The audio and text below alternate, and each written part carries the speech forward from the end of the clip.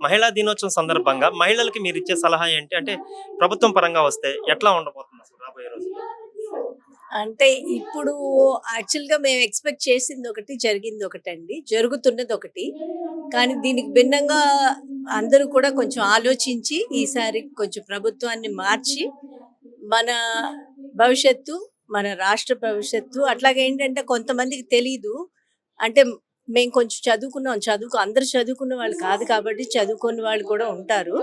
ఆ చదువుకోని వాళ్ళకి కొంచెం మనం అవేర్‌నెస్ క్రియేట్ చేసి, వాళ్ళలో కూడా ఎడ్యుకేషన్ పెంచి కొంచెం రేపు మనం ఎలా చేస్తే మన భవిష్యత్తు బావుంటుంది అని చేసి, ప్రభుత్వం మారేటానికి మనం అంతా కృషి చేయాలని మేమందరం అనుకుంటున్నాం ఈరోజు. అంటే ఇక్కడ థాంక్ యూ. మహిళా సాధికారత అని చెప్పినటువంటి ప్రభుత్వం ఈ రోజు ఆ పరిస్థితులు లేవు. ఎందుకంటే మహిళలు బయటికి రావాలంటే భయపడుతున్నారు. లేకపోతే స్కూల్స్‌కి వెళ్ళాలంటే భయపడుతున్నారు. కారణం ఏంటంటే గంజాయి ఆంధ్రప్రదేశ్ అయిపోయింది. ఇయన్నీ ఎలా రిలేటెడ్ చేయొచ్చు మేడం? అసలు ఏది బాలేదండి. అంటే ఇప్పుడు మేమందరం ఒక ఏజ్ గ్రూప్‌లో ఉన్నాము. ఈ ఊర్లోనే పుట్టి పెరిగి మేము గట్టిగా మాట్లాడటానికి కూడా చాలా ఆలోచించాల్సొస్తది. మేము పుట్టిన దగ్గర నుంచి చాలా గవర్నమెంట్స్ చూసాం. కా అంటే ఇంతకుముందు బీజేపీ ఉంది, లేకపోతే ఇంతకుముందు కాంగ్రెస్ ఉంది, కమ్యూనిజం చూసాం, అన్ని రకాలుగా చూసాం గానీ, ఈ రకంగా మాకు అంటే అసలు డెమోక్రసీ అనేది ఉందా లేదా? అసలు మేము మాట్లాడొచ్చో లేదో కూడా ప్రతిదానికి ఆలోచిస్తున్నాం. ఈరోజు కూడా గట్టిగా చెప్పాలంటే కొంతమంది మాట్లాడుకుందాం అనుకున్న వాళ్ళు కూడా మీ దగ్గర మాట్లాడడానికి ఇష్టపడకుండా డిక్లైన్ చేసేది అందుకే రీజన్. మాట్లాడకుండా ఉంటే బాగుంటుంది. ఎందుకంటే ఇప్పుడు ఈరోజు ఏదైనా సరే ఆవేశంగా మాట్లాడామనుకోండి, రేపు సడన్‌గా మా ఇంటికే ఫోనొస్తుంది. లేకపోతే మమ్మల్ని ఏ రకంగా తెల్లవారేస్తే మనం ఫ్రీగా బయటకి వెళ్ళేవాళ్ళం, ఏ రకంగా ట్రీట్ చేస్తారు పోలీసులైనా, లేకపోతే ఎట్లా ఏ రకం ఎటు పక్క నుంచి ఏమొస్తుంది అనేది మేము ఊహించలేకపోతున్నాం. ఇదివరకు అలా మాకెప్పుడు జరగల.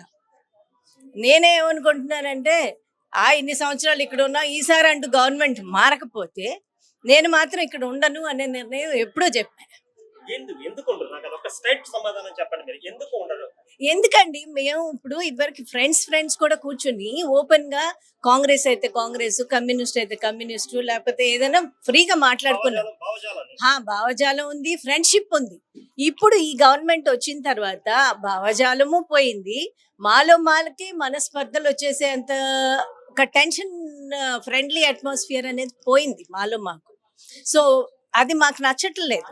ఎందుకంటే అంత ఆలోచించుకొని మాట్లాడాల్సిన అవసరం ఏముంది చెప్పండి? ఎందుకంటే ఒక గ్యాప్ క్రియేట్ చేశారు కదా పబ్లిక్ లో. ఒక కమ్యూనిటీకి మిగిలిన సామాజిక వర్గాలకి మీరు అన్నారు ఇందాక ఎవరికి సామాజిక వర్గాల ఇది లేదు ఇంతకు ముందు. అవును. ఇతను వచ్చిన తర్వాత సామాజిక వర్గాల ఇది అంటే చూపిస్తున్నారు. ఇంతకు ముందు చాలా తక్కువ ఉండేదండి. అందరూ చాలా తక్కువ కలిసిపోయేవారు. ఉండేది. కానీ ఏంటంటే ఓపెన్ గానే మాట్లాడుకునేవాళ్ళం. అయినా కూడా ఓపెన్ గానే మాట్లాడుకునేవాళ్ళం. కానీ ఈ రోజున ప్రతిదీ మేము ఆలోచించుకునే మాట్లాడాల్సి వస్తుంది. అంటే ఇది ఏ రకమైన రూపం దాలుస్తుంది రేపు మనం బయటికి వెళ్తే అనే ఆలోచించుకుని ప్రతిదీ మేము మాట్లాడాల్సి వస్తుంది. కానీ ఒక భావ ప్రకటన స్వేచ్ఛ అనేది రాజ్యాంగం కల్పించిన హక్కు మీకు కానీ ఎవరికైనా. హక్కులు ఉన్నాయండి. హక్కులు ఉన్నాయి అని చెప్పి హైకోర్టు ఎన్నిసార్లు తీర్పిస్తుంది? ఏవి చెప్పారో చెప్పండి? ఏదైనా అమల్లోకి వచ్చిందా? మరి దానికి సెంట్రల్ గవర్నమెంట్ కూడా ఏం చేయట్లేదు కదా! సో ఇక ఓటు అనే ఆయుధం ద్వారా సో, అంటే ఒక చిన్న ఎగ్జాంపుల్ చెప్తాను. నేను నా కారు పక్కన పార్క్ చేశాననుకోండి. సడెన్‌గా ఒక పోలీసొచ్చి మీ కారు పక్కన రాంగ్ పార్కింగ్ అని మనకి వెంటనే కేస్ పెడుతున్నారు. మనకి పెనాల్టీ ఏస్తున్నారు. కానీ ఒక రోడ్ ఎక్స్‌పాండ్ చేసి రోడ్డు పక్కనన్నీ రకరకాల కొట్లు. Expansion is created only for them అన్నట్టుగా. మరి వాళ్ళ మీద ఏం కేసులు లేవే? ఆ!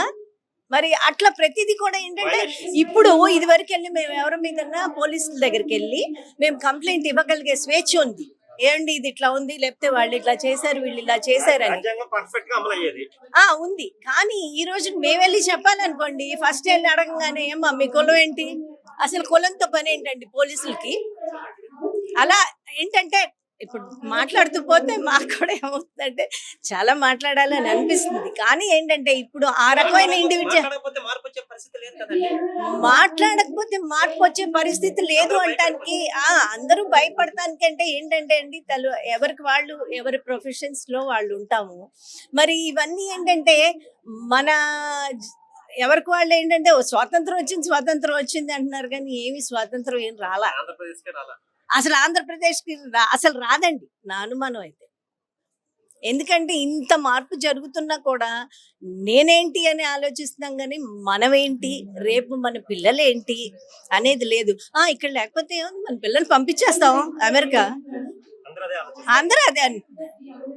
అంతేగాని ఇక్కడ ఉందాము, లేకపోతే మనం గవర్నమెంట్ మార్చుకుందాము, మనకు కావాల్సి అంటే ఈ గవర్నమెంట్ కాకపోతే ఇంకో గవర్నమెంట్ పిలవాలి. అంతేగాని ఒకళ్ళకే భయపడి ఒకళ్ళకే ఉండాలనే రూల్ ఎక్కడా లేదు. మీరు ఇచ్చే సలహా మధ్యతరగతి మహిళలకు కానీ ఆడవాళ్ళకి కానీ మీరు ఇచ్చే ఒక అప్పీల్ ఏంటి అందరికి? ఎవరికైనా నా అపీల్ ఏంటంటేనండి, మనం ఒక సరైన నిర్ణయం తీసుకుని మన భవిష్యత్తు కోసం, మన స్వార్థం కోసం కాకుండా ఈ రోజు మనకు వచ్చే కొంచెం చిన్న చిన్న సంపాదన కోసం, అంటే చిన్న చిన్న స్కీమ్స్, చిన్న చిన్న బెనిఫిట్స్ కోసం కాకుండా భావిత్వరాలని అంటే ఫ్యూచర్ని ఆలోచించి మన పిల్లల భవిష్యత్తు, మన చుట్టూతో ఉన్న సమాజం భవిష్యత్తు అంతా ఆలోచించి కొంచెం మనం నిర్ణయం తీసుకుంటే మనం అందరం కూడా బాగుంటాం అనేది నా కోరిక. అవకాశం ఇచ్చినందుకు వారాహి టీవీ వాళ్ళకి థ్యాంక్ యూ సో మచ్.